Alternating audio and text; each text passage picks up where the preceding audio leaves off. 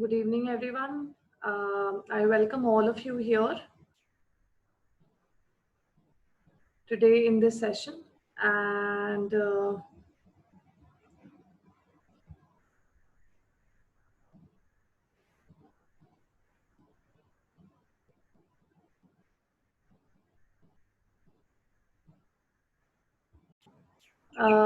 I'm sorry, a special mention here for Ms. Srideepa Bhattacharya, who is the key resource person here for today. We're organizing career orientation sessions. We are actually trying to look for career options after law. Today, the key resource person here, Ms. Srideepa Bhattacharya, is an associate dealing with dispute resolution practice at Cyril Amarchand New Delhi office since the last 4 years and more than that, I think now. She's been a very close friend of mine from my undergrad days, and hopefully she'll be able to answer all our questions here. Um, Shrideepa, this is a batch of second year that you're dealing with. So I think I'll hand it over to you from here and now. And we'll take it over for the interactive session at the end of the session, but we'll try dealing with all the questions till then.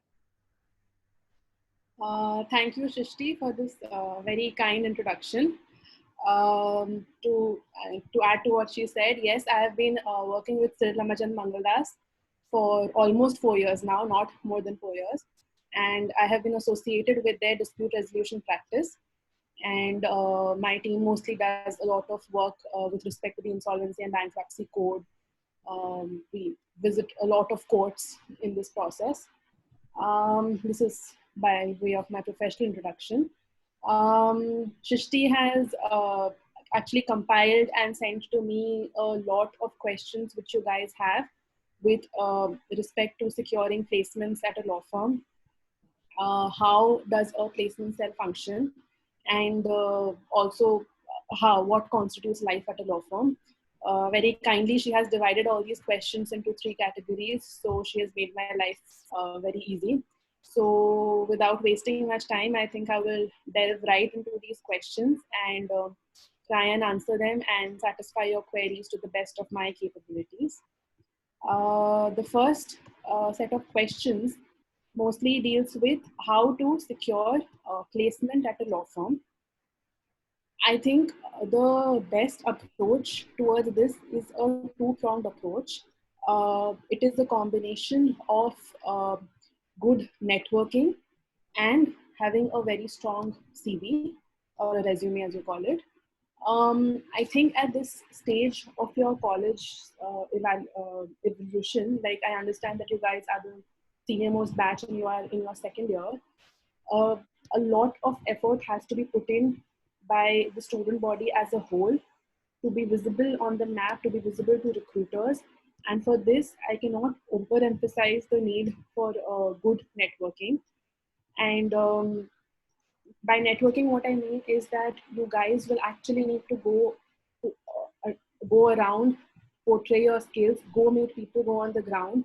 And for this, you can apply a variety of techniques. Like, for example, you can take part in good moot court competitions, prestigious ones, parliamentary debates, discussions, paper presentations, fests. This includes sports fests and cultural fests and any and all sorts of events which are organized by law schools and other schools, not just law schools, maybe other colleges also, and go out there, meet people, network, make your presence felt. If possible, also win these competitions to whatever extent possible. Use all your resources that you have towards this, because you guys are in the formative years of your college, and whatever you do, however much effort you put in, it will be quite determinative of the future of your college itself. So I think that extra bit of effort is needed from you guys to be visible, because right now you are a very, very young law school in terms of other law schools which exist. So when you go out and win these competitions, maybe you can sort of come back and create a college newsletter of sorts, or prepare a brochure and then you can go around and distribute it to the relevant organizations, to the departments of relevant organizations, and tap in there for your internships, which could possibly be converted into recruitments or apply directly for recruitment at whichever stage that is applicable to you. I would also suggest that one more thing that you guys can look into. I mean, right now, I guess you guys are very young, but try and build your profiles on LinkedIn.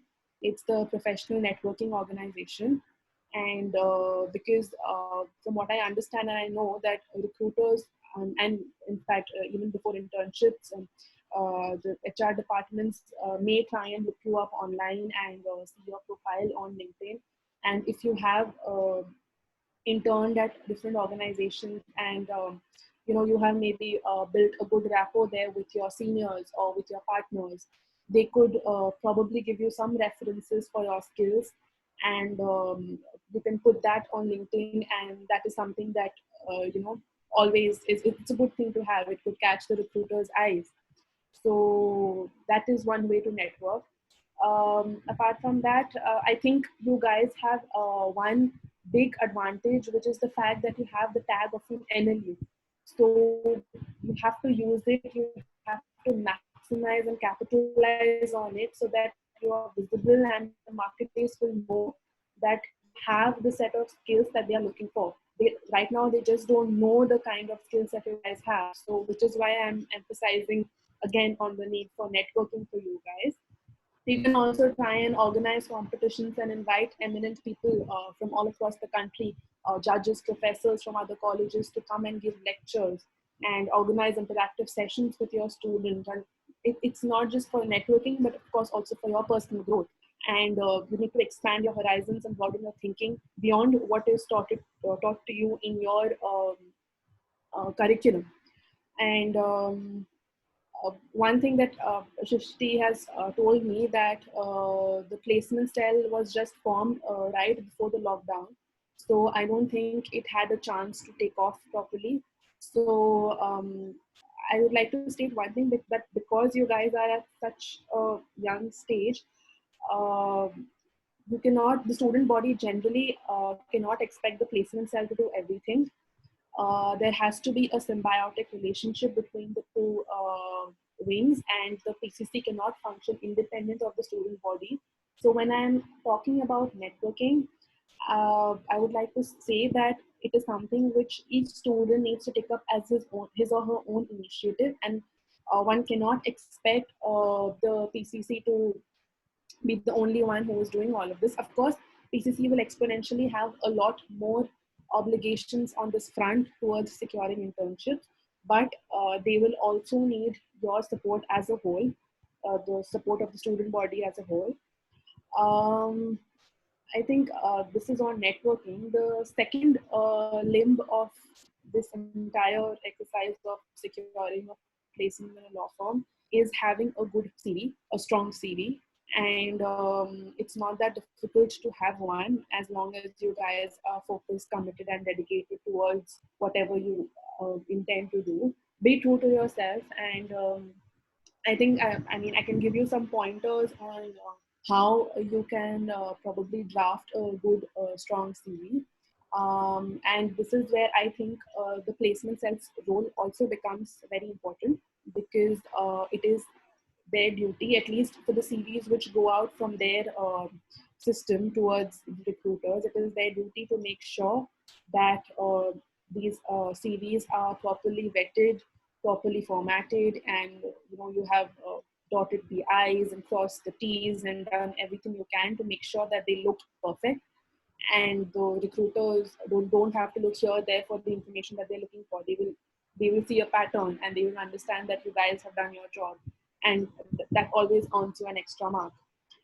So I think for a good CV, one of the questions which I came across was, what are the essentials and what is the weightage which is given to academics, moods, research papers, etc., and what are the possible activities that you can undertake to make your CV stronger.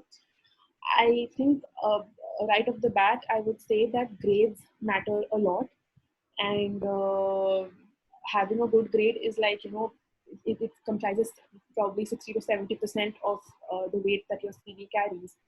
And of course, it's not the only thing that a recruiter looks at, but if you have a good grade, it shows that you have put in the effort that was required during your law school days, and that you are a sincere person. And I think that is the quality which recruiters would always favorably look upon.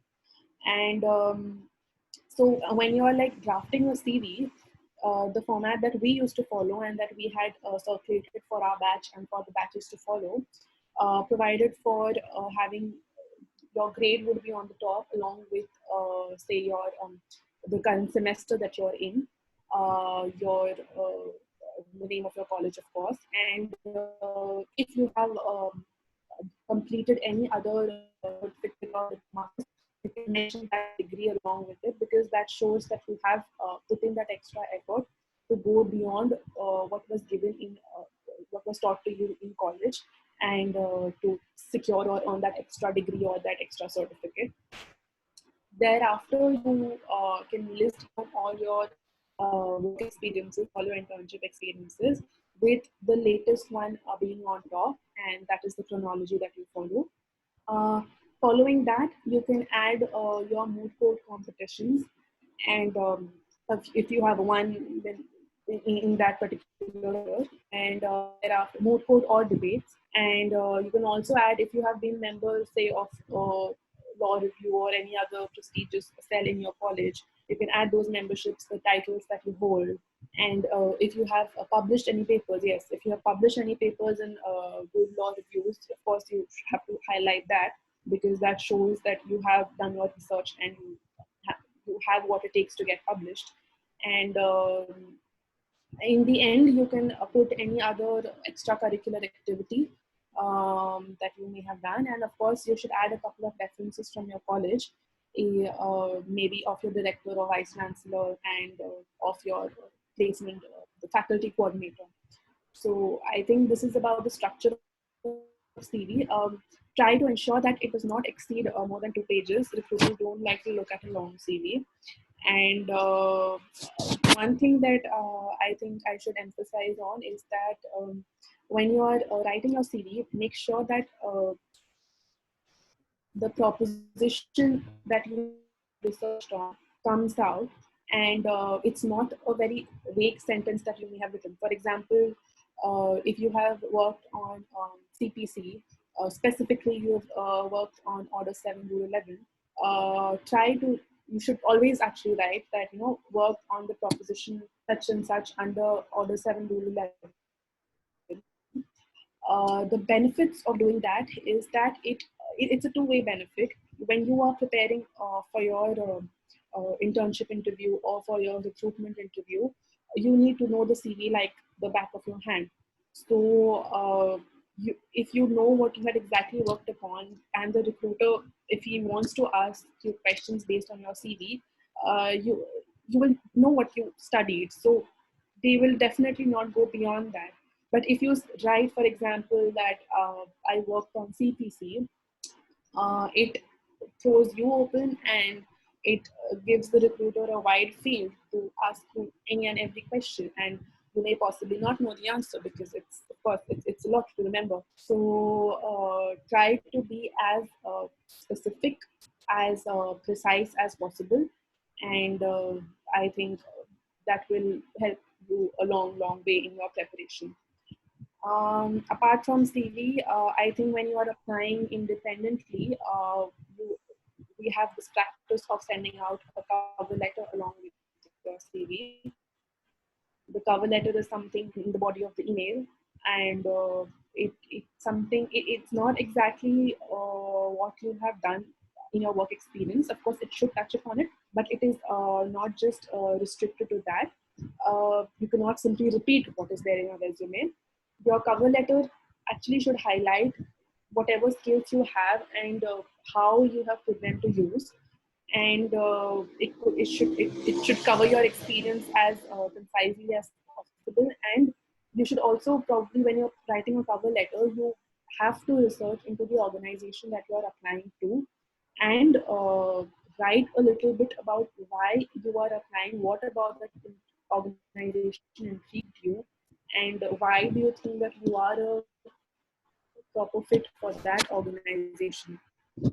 So this is something, because what some students tend to do, and because when they are applying for their internships, because they tend to apply to 10, 12 organizations at once. So we sometimes tend to copy paste the cover letter, and I have seen it myself, and there have been multiple errors, because sometimes you forget to change the name of the organization that you're applying to. You can make silly mistakes like that, and the organization where you're applying to will realize that they are not your only choice, and they will also show a lack of interest towards hiring you or giving you an internship, just because you do not put in that extra minute to look into what that organization does, and to write that and ensure that you try to put across why you are tailor made for that particular organization. So be very, very careful while you are drafting your cover letter, and be very concise and precise as possible. Do not let it exceed more than 2 or 3 paragraphs. I think apart from that, a couple of other questions which I received with respect to securing internships, placements at law firms were, how do you select internships which will convert, and at which is the correct stage to do so. I think that now that you guys are entering your third year, you can start applying to law firms, so that you can maximize the number of internships that you have and to convert them into recruitment opportunities. And if possible, I mean, I know it's a lot to ask for, but if possible, if you kind of have an inkling of the kind of work that you want to do, for example, if you know that you like going to courts, if you have done a couple of court internships, or you know that you like drafting, so maybe you could try your hand at internships in dispute resolutions, or in turning onto a litigation team, so that and then you do a couple of them at different places, so that once when you're actually sitting for your placement interview, you will have 3 or 4 months of experience to show for that. But I know it's hard to choose at this stage. So if that's the case, then maybe you can intern in different fields, and then ultimately choose what you want to do. Um, One thing, I think one good thing about my organization is that they allow the associates in the first 18 months to rotate and find out their preferred area of practice. So, but I don't know if all organizations will provide you that. So it's better to know beforehand which area you would like to go to, and thereafter pursue your internships accordingly, rather than being blindsided by whatever is thrown at you. There's another question that, if a student is mediocre in studying, can she still get a good corporate job? And like, of course, I said that grades matter a lot, but that is not the only thing that a recruiter looks at. You have to then build a well-rounded CV and make it strong in other aspects. Write articles, write as many as possible, get them published, participate in more competitions, etc. And I think and as long as you are smart and you're able to impress the recruiter during your interview, I think it goes a long way in securing a placement. Um, and if there's a question about prospects of students from lower NLUs or younger NLUs, like I'll put it, when it comes to the corporate sector, I think that it does not matter which NLU you are from.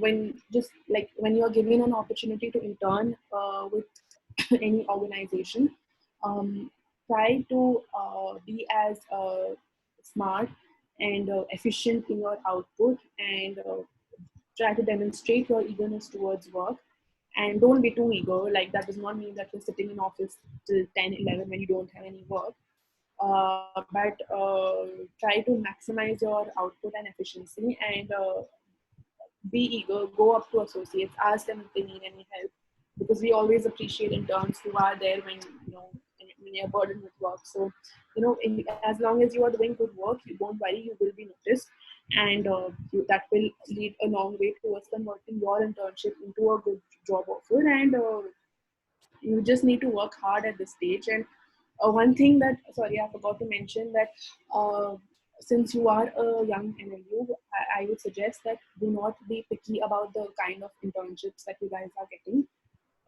This stage is all about going out there and learning how all kinds of work, getting all kinds of exposure and experience. So try to be less picky about all of that. And apart from that, I think yeah, like questions like to what extent GPA matters. Like I said, it matters a lot. And how do you get placed off campus? This has to the networking has a lot to do with this.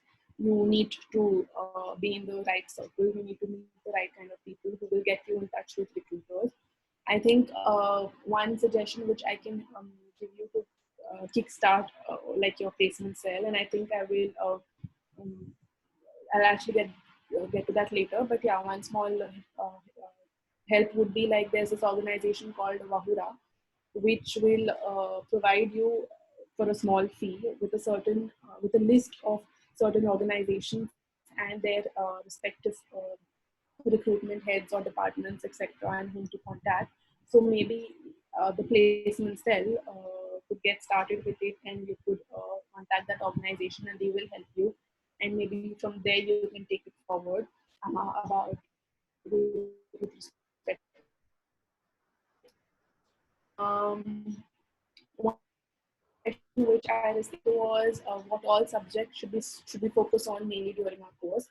I think all subjects are important, but like if you have an inclination towards a particular practice area or a particular subject during your course, please delve deep into it and please pay attention to it during the classes.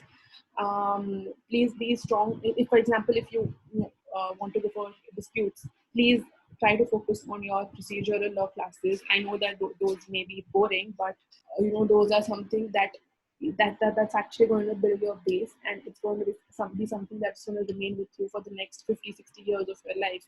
So of course nothing will beat practical experience, and that's where you actually learn what is happening. But and like if you are on a disputes team, I think all laws become important, because you never know which kind of law you will have to deal with under a particular dispute. For example, we get to deal with tax laws, environmental laws, family laws, companies act, arbitration act, etc. So I think subject wise all subjects are important, but of course we will have to, when we work at a law firm or any place, we always have to go back and open our bare acts and read them again to understand it from a new perspective, and every time you read it, every time you gain a new meaning. So you never stop reading and learning all your life. But I think these 5 years, they actually build your base. So do not neglect any subject. And if this was about disputes, if you're for example, if you're interested in corporate law, you could go towards Companies Act and SEBI, and read upon these laws and rules and all these notifications which keep coming, all the circulars, etc., and be updated about what is actually happening in the real world economies, and about what is being taught in your class. Question the professors, get answers, read a lot. I think that's going to help. But of course, like, also have your fair share of fun. It's of course your law school. Um, I think now I will move on to what exactly does a PCC do and what exactly is expected out of it. Because, like I said, you guys are a new cell. So, one tip that I have already given is about Vahura, about contacting it and start building a list. I think as the first batch of PCC, one thing that you guys need to know and understand is that you have to be impartial and attentive towards the need of all your students. And it's not a cell where you can be rolling out favors to your friends or anything, because this is about building careers. So you need to take that very, very seriously. You can start off if if not done already. start off by collecting the contact information of your students. I think we had already discussed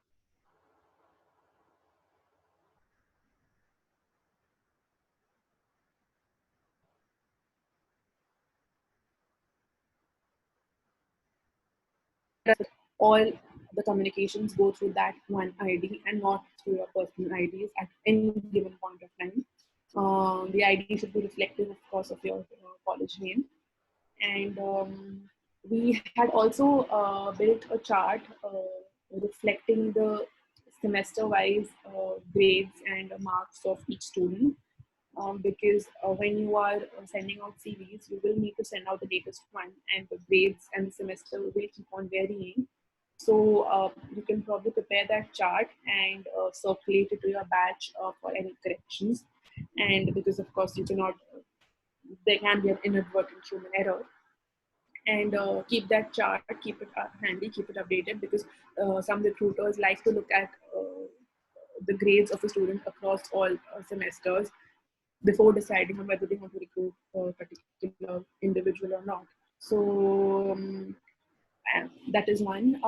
Another thing that I think I've already mentioned is about your importance in handling CVs, about standardizing them, perfecting them, formatting them, etc. You towards the end of your fourth year, I think that's when the placement season starts. So what we had done in the beginning of our fourth year was create a brochure highlighting the achievement of the recruiting batch, and across all years from first to fourth year, and then we had distributed it to the relevant organizations. I think what you guys could do is probably actually go out and personally meet these organizations and build a face value. Like you can contact the HR, set up a meeting, go and meet them and pitch them your statistics, your achievements, your laurels, etc. And so that, you know, I think that will exponentially increase your chances of recruitment. Um, Also, one thing that is there, that students, once you have opted for your for going through a placement cell, do not contact those organizations personally. Recruiters do not like students are when they are being approached by students for the same college for the same purpose. So it may just irritate them and, you know, ruin your chances. So try to ensure that, you know, the placement cell is the one doing all of this contacting, and the placement cell needs to be very transparent and about how they are dealing with all these internships and recruitment opportunities, so that, you know, the students know what exactly is happening. You guys can also organize interactive sessions as frequently as possible. Try to invite lecturers and professors, etc., and pick up topics or anything which, you know, which will be trending at that particular point of time. And this will help the students, especially the ones who are about to be recruited, to prepare for relevant current topics and be familiar with them. You can also organize mock group discussions again.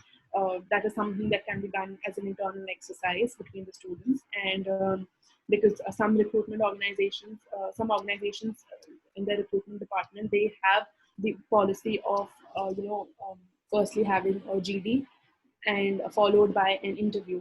So it's a two-stage process. So you need to be prepared for both. You can have uh, students from other colleges, or, you know, people who've actually graduated, or maybe even Vavura, that organization that I was talking about, come and organize mock interviews for you guys, and so that you know, before your actual interview takes place, what exactly is lacking on your CV, or what exactly is coming out strongly, and what are the areas that you need to work on, practice on. And I cannot emphasize the importance of having these exercises, because these go a long way in determining your first impression with a particular recruiter. So these are some exercises which the placement cell can take up, and yeah, so these workshops will help build upon the skills of the students and student body as a whole. And yeah, I think that's about the placement cell's duties. I think one thing is another question which I received was what is the mechanism of getting a pre-placement offer? There is no one particular mechanism, but what is the usual trend is that the internship towards in your fourth year is the one which is the crucial one, and that is the one that has the maximum opportunity of being converted into a pre-placement offer. And some organizations have the policy of the students giving a PowerPoint presentation on any topic, whichever the team chooses. And basis that, I think the feedback usually goes to the HR, and cell to weeks follow up with them and to see if the student has maybe received a callback offer for another internship or a pre-placement offer or to see where it has led to. And there is another question which says that what is the procedure for calling firms and LPOs for campus placements? Like I said, the PCC has to be the single point of contact. It is their duty to contact these organizations and try to ensure that they come to campus and have a, what at least 6 or 7 months in advance, you should book your dates for placement and have them known as widely as possible. Try to ensure that that date does not coincide with placements of other colleges, because you need to have a clear free weekend for these organizations to come down to your campus and pick out the students of their choice. So that is something that you should look into, and make sure that whatever goes out from your system, everything is crisp, properly formatted, and all of these things, they may seem trivial to you at this point of time, but an organization which receives like hundreds of offers from students across the country, all these tiny things, they add up and they make a great deal of a difference. So this is about the placement cell. The last category deals with life at a law firm in general, and I think it's life like at any other organization. It's got its good share, its share of good days and bad days. And I've been here for almost 4 years, so I have had good days. But of course, that does not mean that some days are not tough. And there are long working hours. I will be frank about that. But you know, life at a law firm, it's like a very individual experience. And one thing that I like is that you're right where the big ticket things are happening, things that you're reading about in the newspapers on a daily basis. So you're in the middle of a big transaction or in the middle of a big dispute, and so you are where law is actually being made, and you are part of the organization which is like questioning norms and re-establishing norms. So I think that energy there is very, it's good. And but of course it's a very individual experience, like I said, and I hope that whoever of you intends to ultimately join it will have a nice experience. On a lighter note, someone asked me if I get time to spend the money. uh, yes, we do get time to spend whatever we earn, and we also get time to crib about spending all of it. So it's a mixed bag of experience. So I think with that, I would like to end this session, and if there are any questions, I will address those questions. Srideepa, there are, since we have less time left, I'll just quickly summarize the questions that they have. One of the person texted and wanted to ask what is the difference between a cover letter and an SOP. So a cover letter and a statement of purpose, I think these are terms which are being used interchangeably. Both of them essentially mean the same thing, and it depends upon the organization as to which term they use. Both of them actually intend for you to highlight as to why you have applied to that particular organization, and what is it about that organization that has attracted you, and what are the skills that you can bring to make that organization better. So I don't think there is any difference between these terms as such. All right. So as you know, because these people are not able to intern this time because of the COVID situation which is there. So internship here is a part of the curriculum where they're evaluated. So they have been asked to either go for an online internship this time or go for a certificate course. So the question is, would online internships be better or a certificate course be better at this juncture? That is a choice which I think the students will need to make themselves. Personally, I feel internship is about going out there and experiencing the work, right where it is being done, and not sitting behind a computer and doing it. So if I had to choose, I would probably choose a certificate course because that would, I think, add to my degree as well. But if you don't like the certificate courses that are actually available and you want to go for an online internship, maybe you can go for it. But yeah, personally, I would suggest certificate courses. Uh, I think we can take one last question. Somebody has asked that certificate courses are distributed almost like this is something like where you give a certain amount of money and the certificate is provided to you. So, do they actually hold any value, or what is the difference between a certificate course and a diploma course? What would be more beneficial?